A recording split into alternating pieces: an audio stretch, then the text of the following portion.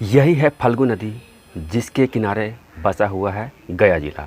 और गया जिला है जो बिहार राज्य में स्थित एक ज़िला है। इस नदी का उद्गम छोटा नागपुर का पठार और मिलती है गंगा नदी में पटने ज़िला में जाकर के। और गया ज़िला पिंडदान के लिए मशहूर है। और ये जो सामने दिख रहा है पहाड़, यही पहाड़ है जो रामशिला पर्वत। सामने का आसमान का नज़ारा, पहाड़ का हरियाली और गया हावड़ा मेन रूट पे ट्रेन जाते हुए अद्भुत दृश्य। हम अभी पहुंच चुके हैं गया जिला में स्थित प्रसिद्ध विष्णुपद मंदिर। ये है विष्णुपद मंदिर और यहाँ पितृपक्ष मेला चल रहा है अभी। यह मेला 28 सितंबर से लेकर के 14 अक्टूबर तक चलेगा, पितृपक्ष मेला। और ये भव्य नज़ारा विष्णुपद का। विष्णुपद में इस समय यात्रियों का बहुत ज़्यादा भीड़ है। देखिए लंबी लंबी कतारें हैं भगवान विष्णु के चरण का दर्शन करने के लिए। इसी रास्ते से जाकर के आगे मंदिर है और वहीं भगवान विष्णु का चरण है। उसी का दर्शन करने के लिए देश विदेश से आए तीर्थयात्री भगवान विष्णु का चरण का दर्शन करने के लिए इंतजार में लंबी कतारों में खड़े हैं। इससे संबंधित जानकारी जान लेते हैं गरुड़ पुराण के अनुसार। गरुड़ पुराण के अनुसार जब भगवान ब्रह्मा सृष्टि की रचना कर रहे थे, उस समय एक गया नामक असुर का रचना हो गया। हालांकि उसकी उत्पत्ति राक्षस कुल में नहीं हुई थी, राक्षस माता से नहीं हुई थी, इसलिए उसमें मनुष्य प्रवृत्ति था और वह लोगों को भलाई करना चाहता था। ये विष्णुपद वेदी यहाँ पे पहुँच चुके हैं आप और भगवान विष्णु के चरण का दर्शन करते हैं।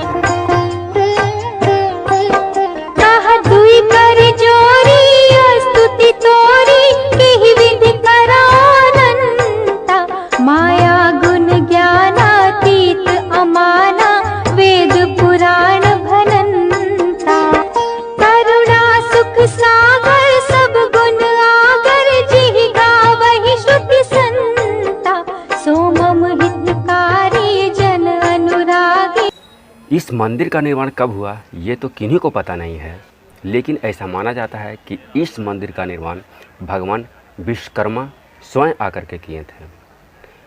और 1787 ईस्वी में इस मंदिर का पुनर्निर्माण इंदौर की महारानी अहिल्याबाई होलकर ने करवाई थी। और यहाँ तो अभी पितृपक्ष मेला चल रहा है और ये मेला है जो भादों के पूर्णिमा से लेकर के आश्विन मास का अमावस्या तक चलता है।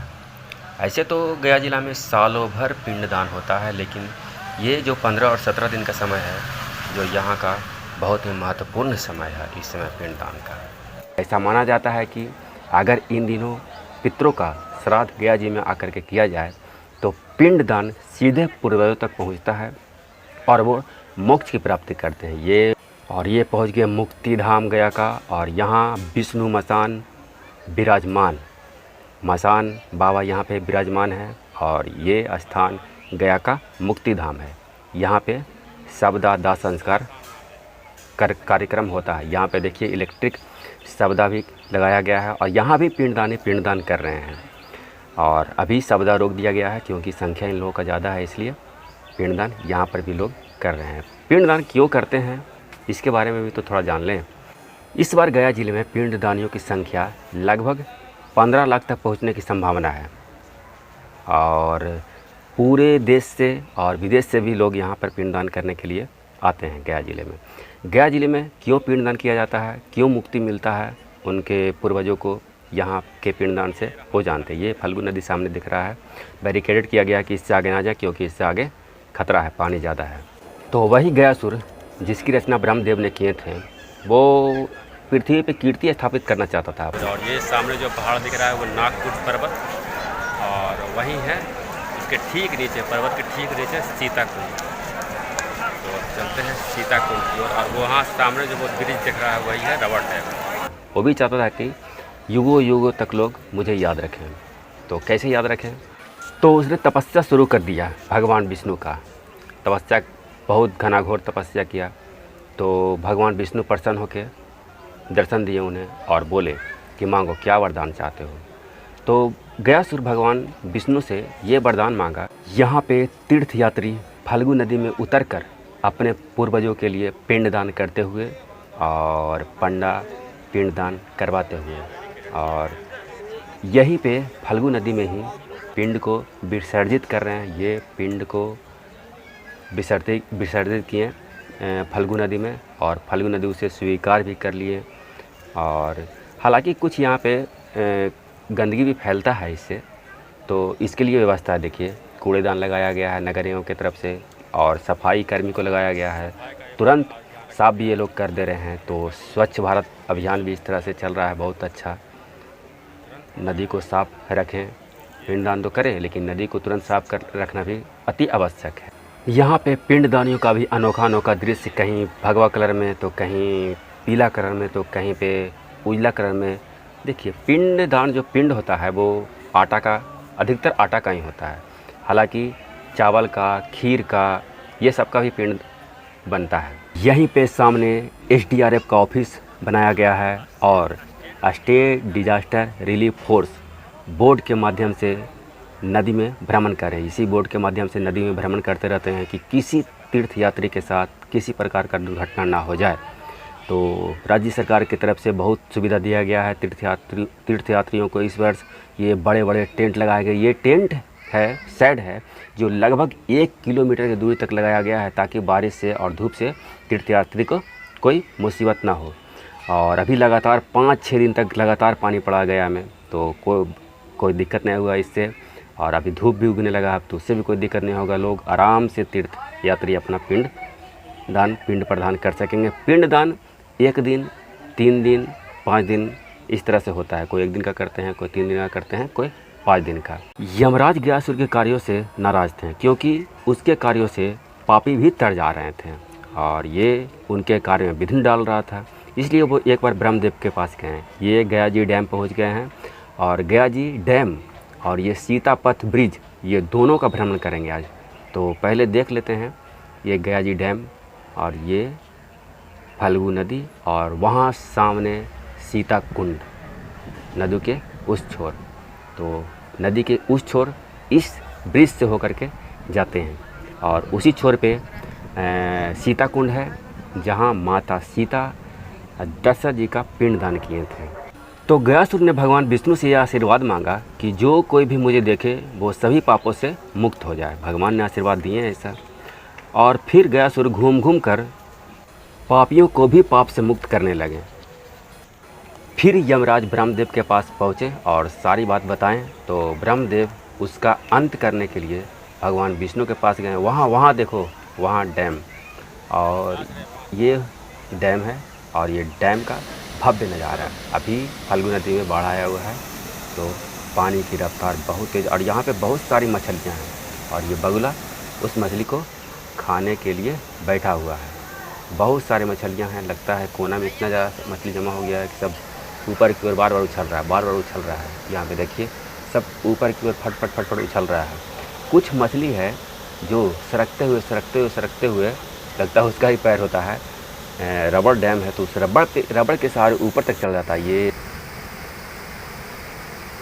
और ये भव्य नज़ारा इस रबड़ डैम का, और ये मछलियाँ सब लगातार कंटिन्यूअस उछलते जा रही है। और हर पाए के पास इस तरह का मंजर नज़ारा देखने के लिए आपको मिल जाएगा। हर पाए के पास इसी तरह का नज़ारा, और यही है रबड़ डैम। और धीरे धीरे सतर्क देखिए, ये जैसे ही सतर्क ऊपर पहुंचता है और ये बगला उसे पकड़े खा जाता है। मतलब कि नीचे खाई और ऊपर मौत है। इस तरह से मछली का भी जीवन अजीब है। जैसे ही चढ़ता है ऊपर कोशिश करके, और ये बगुला है जो उसे खा जाता है। अभी हम सीता सेतु पे पहुंच चुके हैं, और ऊपर है जो ब्रिज है, सीता सेतु के नाम से जाता है, और नीचे है जो रबड़ डैम है। जब भगवान विष्णु के पास गए, तो भगवान विष्णु गयासुर के अंत करने के लिए और ब्रह्मदेव मिलकर एक योजना बनाए कि उसके शरीर पे यज्ञ करेंगे। गयासुर तैयार हो गया यज्ञ करने के लिए, और सभी देवता उसके शरीर पे यज्ञ करना शुरू कर दिए। फिर भी गयासुर मतलब शांत नहीं हो पाया वो। तो सभी देवताओं ने भगवान विष्णु को भी उसके शरीर में प्रवेश करने के लिए आग्रह किए। तब भगवान विष्णु अपना दायां पैर उस गयासुर के छाती पर रखें और उसे ज़मीन के अंदर नीचे धंसा दिए। और वह एक पत्थर के रूप में परिवर्तित हो गया। और तब से उसे यह आशीर्वाद मिला कि जो कोई भी यहाँ आएगा गया में और पिंडदान करेगा वो मोक्ष की प्राप्ति करेगा। और तभी से पिंडदान गया के लिए बहुत ही खास पर्व हो गया एक तरह का। और अब पहुँच चुके हैं सीता कुंड। तो सीता कुंड के बारे में भी थोड़ा जान लेते हैं। यही थोड़ी ही दूर पे एक मेन गेट है, ये देखिए, ये मेन गेट है सीता कुंड में प्रवेश करने का। यहाँ से सीता कुंड में प्रवेश कर जाएगा और यहाँ पे चित्र के माध्यम से भगवान राम और माता सीता की जीवनी के बारे में दिखाया गया है। और यहाँ पे कुछ पानशाला भी खोला गया है, निःशुल्क पानी की व्यवस्था किया गया है। देखिए पिंडदान यहाँ पे किया जा रहा है। यहाँ सीता कुंड में बालू से पिंड करने का बड़ा महत्व है। बालू से क्यों पिंडदान किया जाता है सीता कुंड में, उसके बारे में भी जानते हैं। देखिए यहाँ बालू रखा हुआ है। वनवास के समय जब श्री राम, लक्ष्मण और माता सीता गया पहुँचे और उस समय पिंडदान का समय चल रहा था, तो ये लोग भी पिंडदान करने के लिए सोचे भगवान। तो पिंडदान के सामग्री लाने के लिए भगवान श्री राम और लक्ष्मण नगर की ओर प्रस्थान किए, यानी कि बाज़ार की ओर गए। लेकिन वहाँ लौटने में उन्हें विलम्ब होने लगा और ब्राह्मण माता सीता से बोले कि पिंडदान का जो शुभ मुहूर्त होता है वो निकल जाएगा, पिंडदान करवा लीजिए।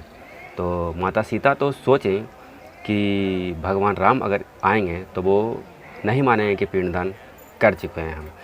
तो वहाँ पे मौजूद 6 लोगों को साक्षी माना गया। 6 लोगों में फल्गु नदी, बट वृक्ष, केतकी का फूल, कौआ, तुलसी और ब्राह्मण, ये 6 को साक्षी मान करके माता सीता ने पिंडदान कर दिए। और दशरथ जी भी परेशान हो करके वहाँ पे हाथ निकाल के, इस मंदिर में दिखाया गया है, हाथ निकाल करके पिंड स्वीकार कर लिए हैं।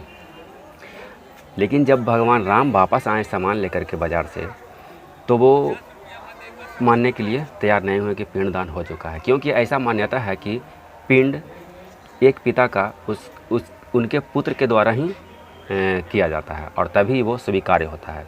पर ऐसा नहीं है, महिलाएं भी पिंडदान कर सकती हैं। जो विवाहित महिला हैं वो पिंडदान कर सकती हैं। तो माता सीता तो 6 को बनाए थे साक्षी। तो जब साक्षी से पूछा गया कि देखिए यहाँ पे पिंडदान का जो विधान है वो चित्र के माध्यम से, पेंटिंग के माध्यम से भी दिखाया गया है। तो जब माता सीता ने पूछी वो 6 से कि क्या हमने पिंडदान किया दशरथ महाराज का, तो उसमें से 5 है जो झूठ बोल दिया। केवल 1 बट वृक्ष सच बोला कि हाँ माता सीता ने पिंडदान किए हैं और दशरथ जी ने स्वीकार भी कर लिए हैं। इसलिए बट वृक्ष को अच्छाई का वरदान दिया गया माता सीता की ओर से। जबकि 5 को माता सीता ने श्राप दे दिए। कौआ को श्राप दिए कि वो खाना हमेशा लड़के ही खाएगा। तुलसी को ये श्राप मिला, तुलसी के पेड़ को, कि ये गंदे जगह पर ही उगेगा। ब्राह्मण को श्राप दिया गया कि ये हमेशा दरिद्र ही रहेगा, कितना ही मिल जाए इसे संतुष्टि नहीं मिलेगा। और केतकी का फूल को श्राप मिला कि ये पूजा के काम में नहीं आएगा। और गाय को ये श्राप मिला कि उसके मुख का पूजा नहीं होगा, उसके पीछे के भाग का पूजा होता है। और फाल्गु नदी को ये श्राप मिला कि ये वर्ष भर जल इसमें नहीं रहेगा, सूखा रहेगा, उसी समय इसमें पानी रहेगा। देखिए यहाँ पेंटिंग के माध्यम से दर्शाया गया है ये फाल्गु नदी, और ये दशरथ जी आकर के पिंड स्वीकार करते हुए, और यहाँ पे माता सीता पिंडदान करते हुए। देखिए हाथ उनका, इसी हाथ निकाल करके पिंड स्वीकार किए थे। दरभंगा से आए कलाकारों के द्वारा यहाँ पे पेंटिंग किया गया है और पूरा जीवनी भगवान श्री राम और माता सीता का यहाँ पे दिखाया गया है।